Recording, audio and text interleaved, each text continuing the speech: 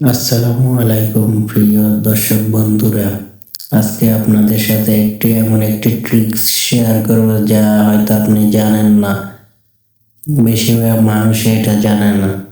অনেক সময় আমরা বেসিন লাগানোর সময় অথবা যে কোনো নাট টাইট দেওয়ার সময় অনেক সময় আমাদের হাতে রেঞ্চ থাকে না অথবা পাশে রেঞ্চ থাকে না। তখন আমরা কিভাবে কি করব, তখন কিছু খুঁজে পাই না। যদি আপনার হাতের কাছে ডাই মেশিং এর যে চাবিটা থাকে ওইটার সাথে যদি আপনার কাছে একটা ছোট অ্যালুমিনিয়ামের ফাঁক থাকে, তাইলে অতি সহজে এইভাবে